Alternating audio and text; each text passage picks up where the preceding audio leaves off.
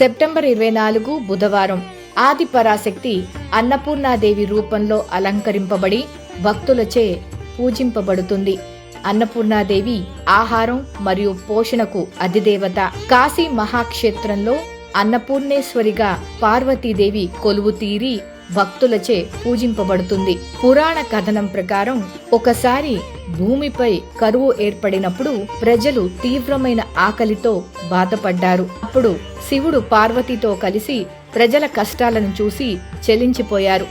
శివుడు ప్రజలకు ఆహారం అందించడానికి భిక్షువు రూపంలో అన్నపూర్ణాదేవి వద్దకు వెళ్తాడు. పార్వతీదేవి అన్నపూర్ణ రూపంలో తన భర్తను గుర్తుపట్టి శివునికి భిక్షను అందిస్తుంది.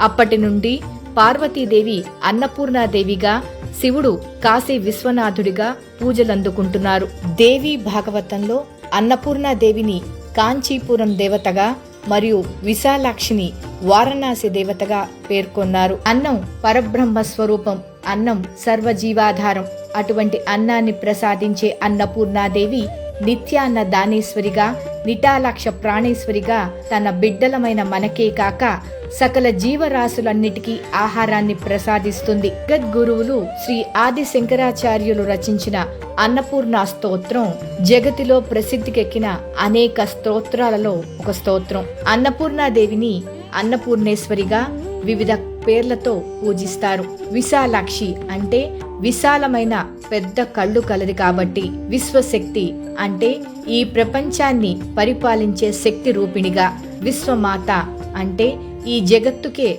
తల్లిగా, భువనేశ్వరి అంటే ఈ భూమికే దేవతగా, అన్నపూర్ణేశ్వరి అంటే ఈ జగతికే ఆహారాన్ని అందించే ఆది పరాశక్తిగా, ఇలా వివిధ పేర్లతో అన్నపూర్ణాదేవిని భక్తులు పూజించి అన్నపూర్ణాదేవి కృపకు పాత్రులవుతారు.